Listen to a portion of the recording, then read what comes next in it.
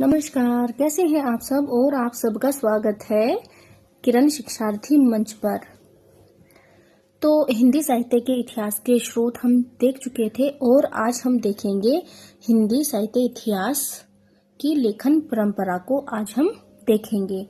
तो इस क्रम में आज हम देखने वाले हैं गारसदा तासी को। गारसदा तासी इनका जो ग्रंथ है वो है इस्तिवार दा ला लिटरेचर हिंदुस्तानी। इस्तिवार का मतलब होता है हिस्ट्री, लिटरेचर का मतलब है लिटरेचर, हिंदुस्तानी का मतलब है हिंदुस्तानी। तो हिंदी अर्थ में हिंदुस्तानी और हिंदवी साहित्य का इतिहास। हिंदुस्तानी, इसमें जो हिंदुस्तानी है उसका मतलब है अरबी फारसी शब्द मिश्रित हिंदी, जो कि मुसलमानों की भाषा हुआ करती थी, और हिंदवी जो है वो तत्सम शब्द प्रधान हिंदी थी, जो कि हिंदुओं की भाषा हुआ करती थी। और इस ग्रंथ की जो प्रकाशक संस्था है वो है the oriental translation committee, Ireland. प्रकाशक संस्था क्या है? The oriental translation committee, Ireland.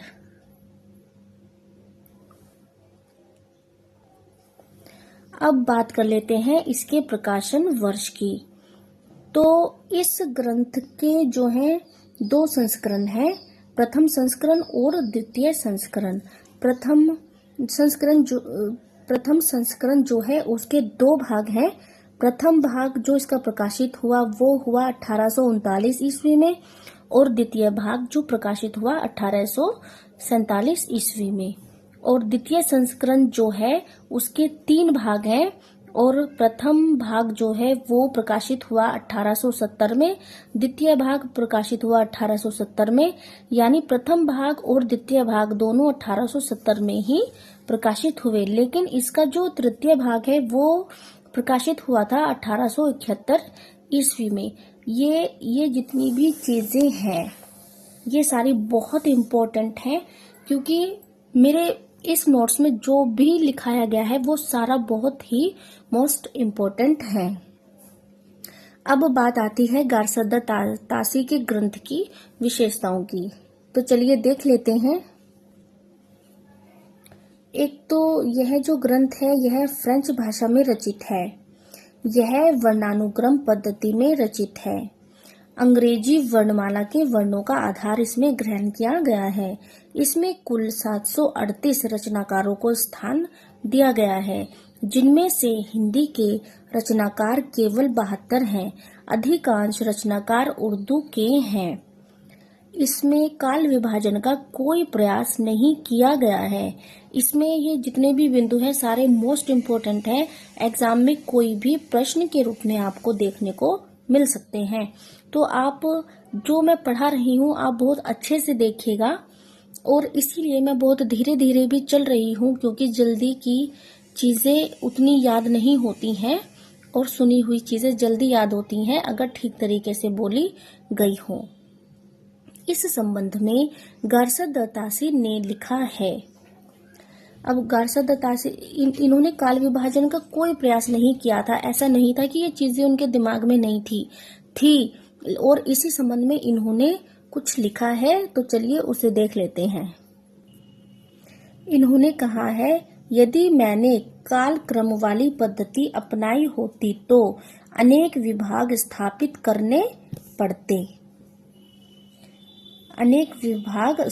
करने पड़ते। पहले मैं उन लेखकों का पता रखता जिनका काल अच्छी तरह से ज्ञात है, दूसरे में उनको जिनका काल संदेहात्मक है, तीसरे में उनको जिसका काल अज्ञात है। यही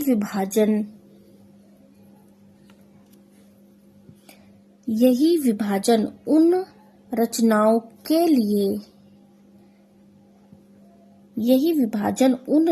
के लिए करना पड़ता जिन्हें इस ग्रंथ के प्रधान अंश में स्थान नहीं मिल सका। अपना कार्य सरल बनाने और पाठक की सहूलियत दोनों ही दृष्टियों से मुझे यह पद्धति छोड़ने के लिए बाध्य होना पड़ा। प्रथम ये जो ग्रंथ है इसमें जो प्रथम कवि है वो अंगद है तथा अंतिम कवि जो है इसमें हेमंत पंत है। इसमें हिंदी के प्रथम कवि के बारे में कोई विचार नहीं किया गया है। देखिए इसमें जो प्रथम कवि अंगद दिए गए हैं वो सिर्फ वर्णानुक्रम पद्धति के अनुसार दिए गए हैं, वैसे ये प्रथम कवि नहीं है और इस बारे में इस ग्रंथ में कोई विचार भी नहीं किया गया है। आचार्य रामचंद्र शुक्ल ने इसे वृत्त संग्रह कहा है।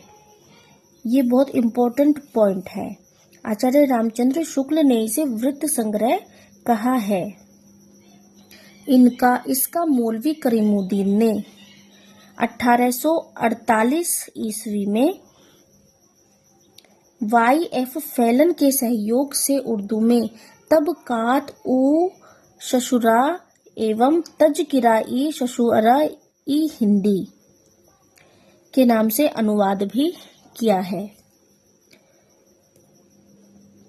और इन्होंने जो है प्रथम भाग के दोनों संस्करण का अनुवाद किया है।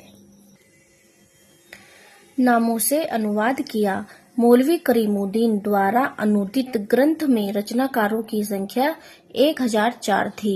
इनमें से हिंदी के रचनाकार केवल 60 थे।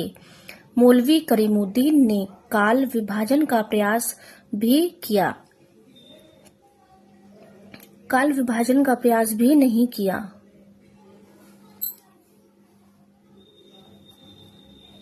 यहाँ पर नहीं है, काल विभाजन का प्रयास भी नहीं किया।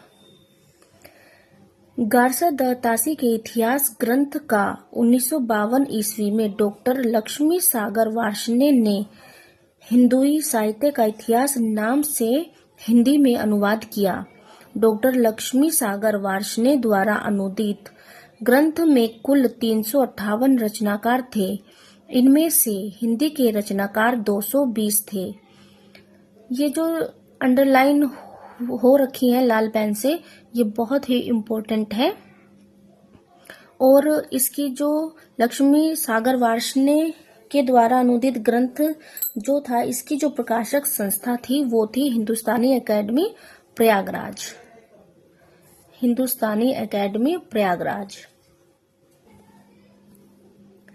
गारसा द तासी के बाद जो नंबर आता है वो आता है ठाकुर शिव सिंह सेंगर का, और इनका जो ग्रंथ है वो है शिव सिंह सरोज। इनका ग्रंथ कौन सा है? शिव सिंह सरोज। प्रकाशन वर्ष क्या है इसका? 1883 ईस्वी। और प्रकाशक संस्था क्या है? नवल किशोर प्रेस लखनऊ। और इनकी जो ये रचना है, इसमें कौन सी पद्धति को अपनाया गया है? इसमें भी वर्णानुक्रम पद्धति को अपनाया गया है। और इस ग्रंथ की खास बात क्या है कि यह हिंदी में रचित हिंदी का प्रथम इतिहास ग्रंथ है। और इसमें कुल कितने रचनाकार हैं? इसमें रचनाकार हैं 1003। अब इसके कुछ विशेष तथ्य हैं वो देख लेते हैं। यह इतिहास ग्रंथ कालिदास त्रिवेदी के कालिदास हजारा के आधार पर लिखा गया है। इसमें काल विभाजन का कोई प्रयास नहीं किया गया है। शिव सिंह सेंगर ने पुष्य पुंड या पुंड्र को हिंदी का प्रथम कवि माना है। आचार्य रामचंद्र शुक्ल ने इसे इतिहास ग्रंथ नहीं माना है। उन्होंने इसे कवि वृत्त संग्रह कहा है। देखिए, गारसा द तासी के इतिहास ग्रंथ को तो आचार्य रामचंद्र शुक्ल ने वृत्त संग्रह कहा है, और शिव सिंह सरोज को कवि वृत्त संग्रह कहा है। शिव सिंह सेंगर ने हिंदी साहित्य का आरंभ विक्रमी संवत 770 से माना है। शिव सिंह सेंगर ने हिंदी साहित्य का आरंभ कहाँ से माना है? विक्रमी संवत 770 से माना है। और तीसरे नंबर पर आते हैं जॉर्ज अब्राहम ग्रियर्सन। इनकी जो रचना है वो है the modern vernacular literature of northern Hindustan, और इसका जो प्रकाशन वर्ष है, ये जो ग्रंथ है यह एक पत्रिका के विशेषांक के रूप में प्रकाशन हुआ था इसका, जो कि 1888 ईस्वी में हुआ था। और इसका पुस्तकाकार रूप में जो प्रकाशन हुआ था वो 1879 ईस्वी में हुआ था। और इसकी प्रकाशक संस्था जो है वो है the Royal Asiatic Society of Bengal. ये ऊपर जितने भी पॉइंट हैं ये किसी न किसी परीक्षा में पूछे गए हैं। और इसकी जो पद्धति है तो इसकी पद्धति है कालानुक्रम पद्धति है। कालानुक्रम पद्धति में रचित हिंदी का प्रथम इतिहास ग्रंथ है। जॉर्ज अब्राहम का जो इतिहास ग्रंथ है the modern vernacular literature of northern Hindustan जो है वो कालानुक्रम पद्धति में रचित पहला इतिहास ग्रंथ है। इससे पहले जो हम देख चुके हैं वो सब वर्णानुक्रम पद्धति में थे, जबकि ये कालानुक्रम पद्धति में रचा गया है। और इसमें जो कुल रचनाकार हैं वो 952 है और सभी हिंदी के हैं। प्रथम इतिहास ग्रंथ जिसमें केवल हिंदी के रचनाकारों को स्थान दिया गया है। यह इस बात में भी महत्वपूर्ण हो जाता है कि इसमें जितने भी कवि लिए गए हैं वो सब हिंदी के ही हैं। और इसकी जो भाषा है वो अंग्रेजी है। आरंभिक रूप से विधेयवादी पद्धति का प्रयोग है। आरंभिक नहीं, आंशिक रूप से इसमें कुछ विधेयवादी पद्धति का भी प्रयोग किया गया है। और अब इसकी विशेषताएं देख लेते हैं। इसकी विशेषताएं हैं कि इस ग्रंथ में 12 अध्याय हैं। ग्रियर्सन ने हिंदी साहित्य के विकास क्रम को निम्नलिखित 11 युगों में बांटा है, जो कि नीचे दिए गए हैं, उनको भी देख लेते हैं। सबसे जो पहला है वो है चारण काल, दूसरा है 15वीं शताब्दी का धार्मिक पुनर्जागरण, जायसी की प्रेम कविता, ब्रज का कृष्ण भक्ति संप्रदाय, मुगल दरबार, तुलसीदास, रीति काव्य, तुलसी के अन्य प्रवृत्ति कवि, 18वीं शताब्दी, कंपनी के शासन में हिंदुस्तान,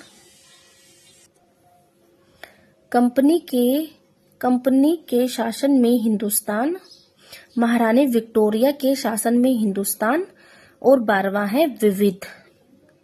और इसको याद करने की एक ट्रिक भी है।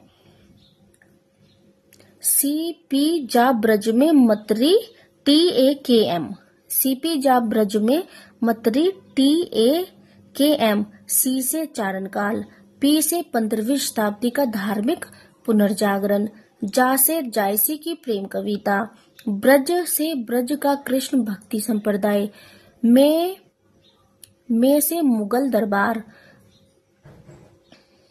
मतरी से ब्रज में, ता से तुलसीदास, री से रीतिकाल, टी से तुलसी के अन्य प्रवृत्ति कवि, ए से 18वीं शताब्दी, के से कंपनी के शासन में हिंदुस्तान, एम से महारानी विक्टोरिया के शासन में हिंदुस्तान।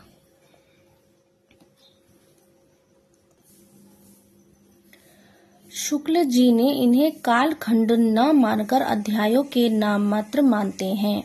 सही अर्थों में हिंदी का प्रथम इतिहास ग्रंथ कहा जा सकता है। वैसे सही अर्थों में इसे हिंदी का इतिहास ग्रंथ कहा जा सकता है। ग्रियर्सन ने चारण काल के अंतर्गत निम्नलिखित कवियों को स्थान दिया है। पुष्य कवि खुमान सिंह, केदार भट्ट केदार, कुमारपाल, अनन्यदास, चंद्र बरदाई और जोधराज, सारंगधर जगनिक। इनके हिंदी अनुवादकर्ता किशोरीलाल गुप्त हैं। भक्ति काल को हिंदी साहित्य का स्वर्ण काल कहना ग्रियर्सन की सबसे बड़ी उपलब्धि है। ग्रियर्सन की सबसे बड़ी उपलब्धि क्या है? भक्ति काल को हिंदी साहित्य का स्वर्ण काल कहना ग्रियर्सन की सबसे बड़ी उपलब्धि है। ग्रियर्सन ने हिंदी को अंग्रेजी द्वारा आविष्कृत भाषा माना है और यह इनका सबसे बड़ा दोष है कि इन्होंने अंग्रेजी द्वारा हिंदी को आविष्कृत माना है, जबकि ऐसा नहीं है। ग्रियर्सन ने भक्ति आंदोलन को ईसाईयत की देन माना है। इसे सही अर्थों में हिंदी का प्रथम इतिहास ग्रंथ मानने वाले विद्वान किशोरी लाल गुप्त हैं। इसे सही अर्थों में हिंदी का प्रथम इतिहास ग्रंथ मानने वाले विद्वान किशोरी लाल गुप्त हैं। इस क्लास में इतना ही और आगे जो भी कवि हैं जिन्होंने काल विभाजन किया है, जिन्होंने इतिहास लेखन की परंपरा को आगे बढ़ाया है, उसे हम देखेंगे अगली क्लास में। इस क्लास में इतना ही। धन्यवाद।